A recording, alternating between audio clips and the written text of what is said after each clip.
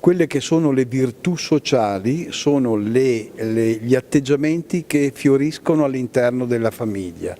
Allora, se la famiglia educa alla socialità nel senso nobile della parola, evidentemente gli individui che poi finiscono nella società porteranno quell'imprinting che hanno ricevuto dentro casa. Tanto io credo che oggi c'è una crisi culturale della famiglia. Se noi domandassimo ai giovani per investire sull'ideale di famiglia cosa guardi, io credo che oggi sarebbero i primi a dirci che la famiglia è frammentata in 1000 rivoli culturali.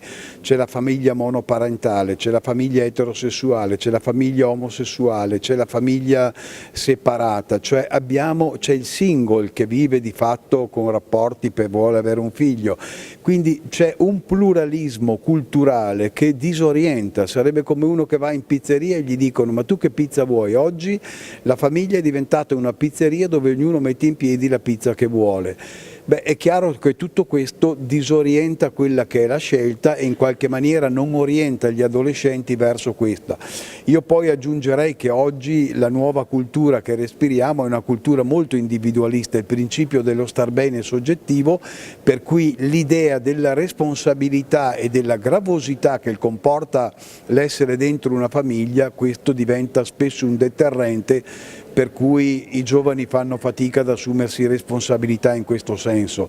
Poi non dimentichiamo che oggi più che l'affettività si pratica la sessualità, mentre l'affettività domanda il concetto di amore più largo, la sessualità spesso è un bene di consumo molto rapido che però si consuma in continuazione senza assumersi responsabilità conseguenti. La preghiera dell'alpino come gli alpini del passato prima di tutto avevano respirato quelle virtù di cui parlavo poco fa e le avevano respirate all'interno della loro famiglia, per cui portavano nella società quello che prima avevano imparato a casa. Però c'era anche un'altra componente importante negli alpini, che sapevano di andare alla guerra, che sapevano di fare un servizio alla patria, ma quindi voglio dire, quando loro mettono la famiglia nella preghiera, c'è non solo la riconoscenza per quello che hanno ricevuto dentro casa, ma c'è anche e soprattutto la coscienza di lavorare perché le loro famiglie vadano a star meglio. Il saluto che faccio agli alpini da direttore dell'Alpino è quello di dire: troviamoci più disponibili che mai a volerci bene e a gioire quei giorni, perché in fondo ogni adunata, più che una città, rappresenta il cuore degli alpini che viene messo insieme.